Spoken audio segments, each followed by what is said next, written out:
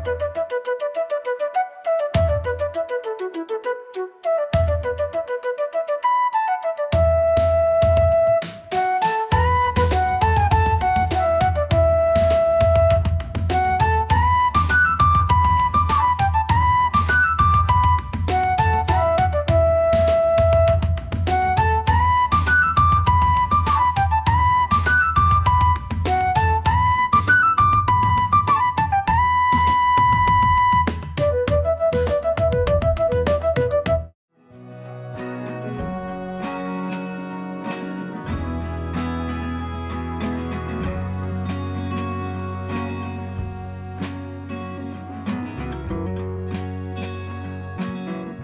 పేరు బసవ రమేష్ అండి. మాది బైనగూడెం గ్రామం అండి, కొయిలగూడెం మండలం, ఏలూరు జిల్లా, ఆంధ్రప్రదేశ్ అండి.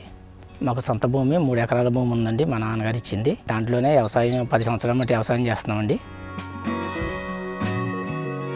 ఇది వరకు పురుగు మందులు వాడేటప్పుడు బాగా ఖర్చులు పెరిగిపోయి విపరీతంగా ఆదాయం తగ్గిపోయి బాగా ఏంటా అన్న పరిస్థితిలో నేను వ్యవసాయం మానేద్దామని అనుకునే రీతిలో ఈ ప్రకృతి వ్యవసాయం మొదలుపెట్టాక లాస్ట్లో కూరగాయలు ఒక అరెకరం వేసి చూసి బాగుంటే చేద్దాం లేకపోతే మానేద్దాం అనుకున్నానండి.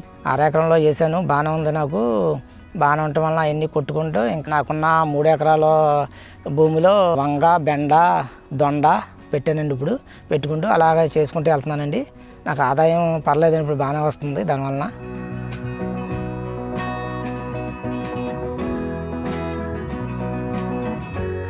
అదేవిధంగా నా పంటలకి పురుగులు ఆకర్షిస్తున్నాయని గమనించి తెలుసుకోవడం నా పక్కన చుట్టూరు గొట్ల మీద బంతిని, ముల్లంగి వేసుకోవడం జరిగింది.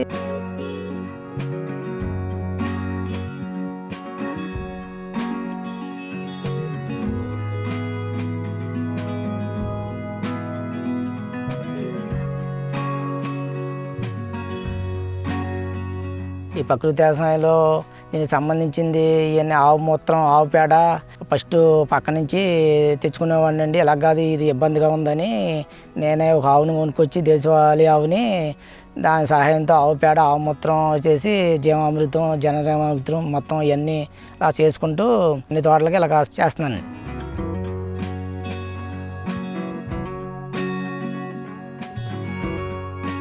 జీవామృతం వేయడం వలన అనేక సూక్ష్మజీవులు తయారయ్యి పంటకి కావాల్సిన పదార్థాలు నేను పైన స్ప్రే చేసిన, కింద నేలలో పారించిన అనేక సూక్ష్మజీవులు తయారయ్యి నాకు ఇది వరకు కాంప్లెక్స్ ఎరువులకు ధీటుగా జీవామృతం బాగా దిగుబడినిచ్చి మనకు అనేక రకాలుగా ఉపయోగపడింది.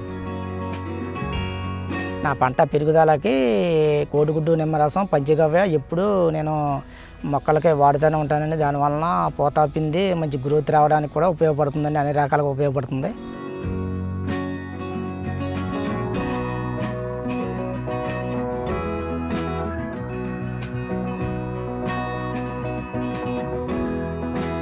నా వంగ తోటలో 2 నెలల స్టేజీ కానించి తెల్లదోమ, పచ్చదోమ బాగా ఎక్కువ గమనించి నేను ఎల్లో ప్లేట్స్ ఒక 55 పెట్టానండి. దానివల్ల దోమ అంతా దానికి అట్టలు కంటుకుని దోమ ఉధృతి అంతా తగ్గింది. కాకపోతే 3వ నెల వచ్చేదాడికి తోట బాగా పెరుగుదల చూపించి ఈ అగ్నేస్త్రం, బావుల కషాయం 2 కలిపి కొట్టడం వలన తెల్లదోమ, పచ్చదోమ అనేక దోమల నుండి ఉపయోగపడిందండి. ఇది ఎప్పుడు నేను అలాగే కలిపి 2 స్ప్రే చేస్తున్నానండి. ఆ వంగ తోటలో కాయ తొలిచి పురుగు, కాయ కుళ్ళు, మొవ్వపోటు ఈ 3టికి నేను పొల్లటి మజ్జిగి, ఇంగువ కలిపి కొట్టానండి. రిజల్ట్స్ వచ్చిందండి. ఇలాగ పొల్లటి మజ్జిగి, ఇంగువ ఒక 3 సార్లు కొట్టాలన్నా 500-600తో అయిపోతుందండి. ఇప్పుడు ఒక పంటే కాకుండా 3-4 పంటలు పండిస్తూ ఎకర ఆదాయం పొందుతున్నానండి. దానివల్ల ఎంతో నాకు వంగ అయితే వంగమయ్యాన, బెండ, తర్వాత ఏమన్నా పాదులు, బీరపాదులు దానికి ఎక్కేటట్లు మొత్తం అలాగా చేసుకుంటూ ముందుకెళ్తున్నాను. అదేవిధంగా పైన దొండపాదులు వేసానండి. దొండపాదులు చేసుకొచ్చేవాడికి పైన దొండ, కింద బెండ 2 పంటలని నేను చేస్తున్నానండి.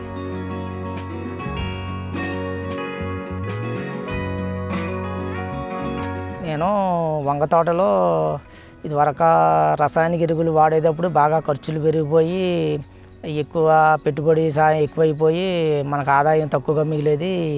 మామూలుగా ప్రకృతి వ్యవసాయం మొదలెట్టాక మనకి ఒక 5-6 వేలతో వంగ తోట మొత్తం నాకు ప్రకృతి వ్యవసాయంలో అయిపోయిందండి.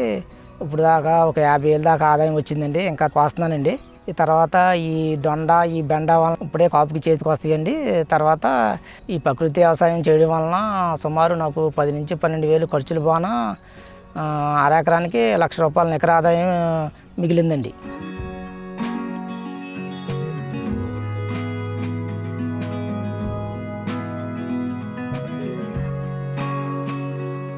నా ప్రకృతి వ్యవసాయంలో నేను పండించిన కూరగాయలు నా కుటుంబానికి మిగతా బయట అమ్మినా సరే ఈ ప్రకృతి వ్యవసాయం చేయడం వలన మా కుటుంబం ఆరోగ్యంగా ఉంది. మిగతా వాళ్ళు కూడా ఆరోగ్యంగా ఉండాలనే తాపత్రయంతో ఈ ప్రకృతి వ్యవసాయాన్ని చేస్తున్నానండి.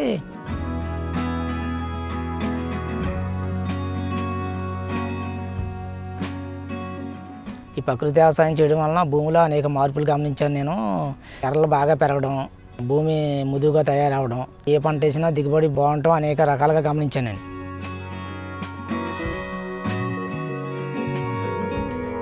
ప్రకృతి వ్యవసాయంలో బాగా పెట్టుబడి తక్కువగా ఉంటుందండి. ఒక 500-600తో స్ప్రే చేసేయచ్చండి. మామూలుగా అదే కెమికల్స్ అయితే నీకు 2,000-3,000 ఎడితే కానీ కెమికల్స్ రావండి. దానివలన రైతులందరికీ నా విజ్ఞప్తి, ప్రకృతి వ్యవసాయాన్ని ఇలాగే తక్కువ పెట్టుబడితో అవుద్ది కాబట్టి ప్రకృతి వ్యవసాయాన్ని అవలంబిస్తూ ముందుకు సాగాలని కోరుకుంటున్నాను.